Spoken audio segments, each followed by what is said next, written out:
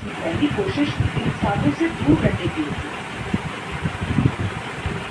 बाहर होना चाहता है कि आप इसको लेकर पौधे को बिल्कुल नहीं सकते। बाघ अपने इलाके को लेकर बेहद सतर्क और संवेदनशील होता है, इसीलिए उसे खतरा महसूस हो तो वो चेतावनी भी देता है। टाइगर का आदत क्या होता है? क्या मतलब अगर जंगल में मिल जाए टाइगर क्या करना चाहिए? हम लोग तो बात है हम आला लोग आला अटैक नहीं किया है कभी भालू हम पर बहुत अटैक किया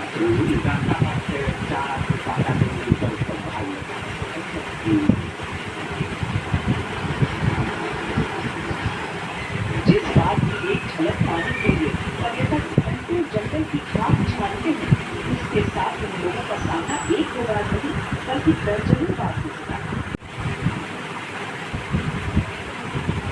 ये टाइगर जो बोलता है जैसे वो आप समझ जाते हैं क्या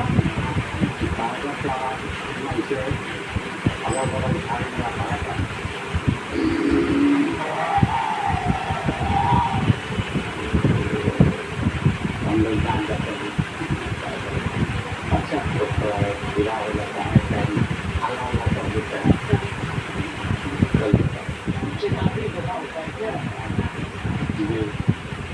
चेतावनी देता है जिसके कारण आंदोलन करता है आवाज इतना आवाज देने लगा हम लोग को अपने भागना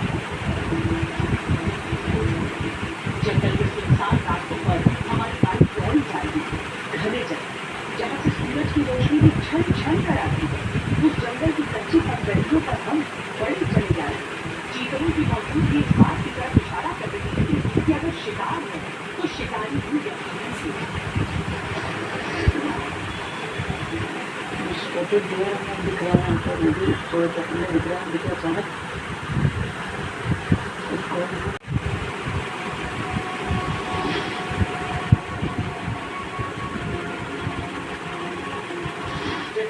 टाइगर देखना हो तो कैसे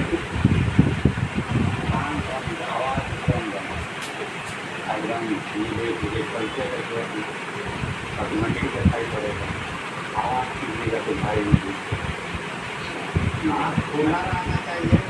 हाँ आँख कान और मुँह आदमी अपना में आवाज लिए तो पता नहीं बनेगा जो पीछे पीछे हम लोग का साथी है चलने में पैर से आवाज आएगी हम आराम से चलिए भारी है तो आराम से धीरे धीरे चलते रहेंगे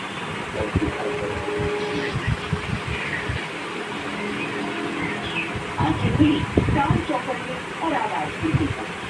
वाल्मीकि के अनुभवी फॉरेस्ट गाइड्स की सलाह मानकर अब हम भी बाघ की तलाश में निकल गए। जंगल की खामोशी किसी बड़े शिकारी की मौजूदगी का एहसास करा रही थी। एक बड़ी चीज होती है कि जो आमतौर पर पेंटर्स होते हैं वो जंगल के रंग क्या आगे जाते हैं। अगर हम ये शहरों को देखें तो वो पूरी तरीके से उसने रंग के जिस रंग का हो जंगल या फिर इससे पहले हमने आपको टाइगर और भी इलाकों में दिखाई। यहाँ देखिए एकदम हरा जंगल देखो एकदम हरियाली का तरफ, लेकिन जो टाइगर से का रंग होता है वो इसमें से खेत नजर आ सकता है।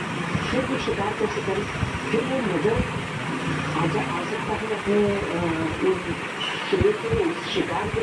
तो इसमें ये बताया जाता है कि भले ही इंसानी आंखें उस रंग को देखती है इस हरियाली के बीच से, लेकिन जो उस बाघ के शिकार की हिरण की वो प्रजाति कहने गए उनके लिए ये किसी में बिना मिला है उनकी आंखें कलर के उस स्पेक्ट्रम को नहीं देख सकती।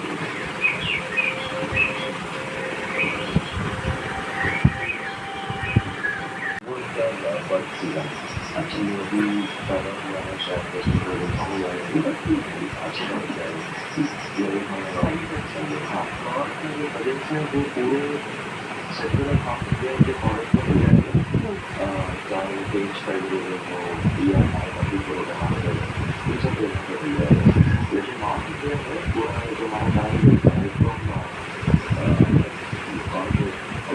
This पूरे मैच में this is the single spot जहाँ पे ये टॉप की तरह तो फॉर यूनिक स्पीशीज ये ऐसी स्पीशीज ये और माइना ये दो स्पीशीज हैं जो बाकी पूरे तरह के भी फॉरेस्ट में हम जंगल के और अंदर उस इलाके की ओर बढ़ रहे थे जहाँ कभी भी इस जंगल का राजा हमारी राह काट रहा था। हमारी बेचैनी लगातार बढ़ रही है, लेकिन किस्मत को कुछ और ही मंजूर था। अचानक हमारी नजर एक स्लॉथ डियर यानी भालू पर पड़ी। गाड़ी की रफ्तार धीमी हो गई और सबकी निगाहें उसी पर टिक गई। ये एक मादा स्लॉथ डियर थी जो अपने बच्चे के साथ थी। टाइगर रिजर्व होता है क्योंकि बाकी वन्यजीव यहाँ पर थे, वो भी मतलब बच्चे के साथ और कभी भी कोई मादा अगर अपने बच्चे के साथ है तो बहुत खतरनाक स्थिति भी रहती है। इसीलिए हम सब अपनी जगह को बिल्कुल भी नहीं देख रहे हैं और शांति से बैठ कर इसको बस कंजर्व कर रहे हैं, क्योंकि टाइगर के लिए भालू के लिए को करते होता है कि भालू और ज़्यादा आक्रामक माना जाता है। यहाँ पर हालांकि वन विभाग की कोशिशों की वजह से इस तरह के कॉन्फ्लिक्ट बहुत कम है, लेकिन जितने भी किस्से कहानियाँ आपको इससे जुड़ी हुई दिखती हैं उसमें बहुत ही डरावनी, बहुत ही बहुत एग्रेसिव जब स्लॉथ में अगर कॉन्फ्लिक्ट में आ जाए किसी इंसान के साथ।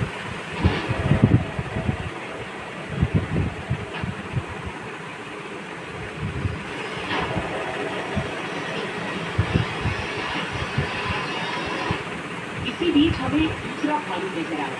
हम अभी उसे कैमरे में कैद कर ही रहे थे कि तभी झाड़ियों में जोरदार सरसराहट हुई।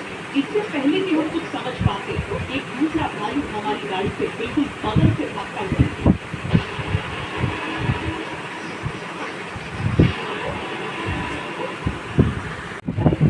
भारत के सबसे खतरनाक जानवरों में से एक।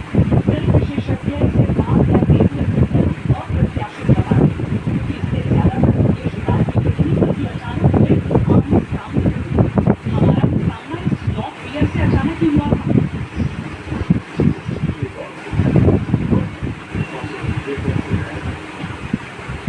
स्लॉथ डियर की 5 बातें जिसको बेहद खतरनाक बनाती हैं। बेहद अप्रत्याशित स्वभाव। स्लॉथ डियर अक्सर घनी झाड़ियों, चट्टानों और जंगल के किनारों में रहता है। जब कोई इंसान अचानक बहुत नजदीक पहुंच जाता है तो ये बिना चेतावनी के हमला कर देता है। भागने की बजाय लड़ता है। अधिकांश भालू खतरा महसूस होने पर पीछे हटते हैं, लेकिन स्लॉथ डियर अक्सर सीधे चार्ज करता है। यहाँ तक कि बाघों को भी कई बार पीछे हटते देखा गया। खतरनाक पंजे। स्लॉथ डियर के हाथों में पंजे लगातार 6 से 10 सेंटीमीटर तक लंबे हो सकते हैं। ये पंजे बाघ या शेर की तरह अंदर नहीं से बनते, तीरों की नींद तोड़ने और पेड़ों को फाड़ने के लिए विकसित किए थे। इंसानों पर हमलों में सबसे गंभीर चोटें अक्सर इन्हीं पंजों से होती हैं। नुकीले लंबे दांत। स्लॉथ डियर के कैनाइन दांत आमतौर पर 4 से 6 सेंटीमीटर लंबे हो सकते हैं। ये शेरों जितने विशाल नहीं होते, फिर भी ये दांत गंभीर क्षति पहुंचा सकते हैं। भुजाओं की ताकत। स्लॉथ डियर की असली ताकत उसकी भुजाओं में होती है। इसके कंधे और भुजाएं बेहद शक्तिशाली होती हैं। ये बड़े बड़े लकड़ी के लट्ठों को पलट सकता है, पेड़ों पर तेजी से चढ़ सकता है, हमले के दौरान एक ही बार में इंसान को मार सकता है। लेकिन वन विभाग की ये टीम एक ऐसी टीम है जो कि वाल्मीकि नगर रिजर्व की एक बहुत अलग विशिष्ट पहचान है। ये आपका नाम क्या है? मेरा नाम ये आज आपका पहला दिन है, तो इनकी पेट्रोलिंग का पहले दिन से ही हम इनसे मिले। बाकी सबका एक्सपीरियंस अलग अलग और लंबा लंबा है, लेकिन इनका पहला दिन है। तो यहाँ पे तो बाघ भी है और लगता है बाघ से आप लोग भी जहाँ घूम रहे हैं सब एरिया में भी तो साइटिंग होता ही है बाघ का, तो आप लोग को थोड़ा चिंता लगता है या आदत हो गई? आदत हो गई। तो यहाँ पर पूरा आप लोग ध्यान रखने की सुरक्षा करते हैं। आप यहाँ फॉरेस्ट में आप बहुत सारे हम देखते हैं कि रेंजर्स में, फॉरेस्ट गार्ड्स में लड़कियाँ भी आ रही हैं, आप भी रहे हैं। तो यहाँ पर कितना हो गया? देखिए 6 साल हो गया, 6 साल हो गया। वन अब अच्छे से समझ में आता है जी। जंगल में कोई रास्ता नहीं होता है, जंगल जंगल में आप अपनी एहसास से चलते हैं, आपको पता होना चाहिए कि कहाँ पर क्या हो सकता है। तो धीरे-धीरे वो जंगल आपके अंदर आ जाता है। आपको इतनी शक्तिशाली होती है कि एक झटके में शिकार को संतुलन खोने पर मजबूर कर दे। ऊपर से भले ही सुस्त दिखे, लेकिन पानी के नीचे इसकी ताकत और तेजी अविश्वसनीय होती है। वाल्मीकि टाइगर रिजर्व की गंडक नदी में इंडियन घड़ियाल और मगरमच्छ दोनों पाए जाते हैं। पहली नजर में दोनों एक जैसे लगते हैं, लेकिन अंतर काफी बड़ा है। घड़ियाल की पहचान उसके लंबे बेहद पतले मुंह से होती है, जिससे वो मछलियां पकड़ता है। इसके विपरीत मगरमच्छ का मुंह चौड़ा और ताकतवर होता है, जिससे वो मछली से लेकर बड़े जानवरों तक का शिकार करता है। घड़ियाल आमतौर पर इंसानों के लिए खतरनाक नहीं माना जाता,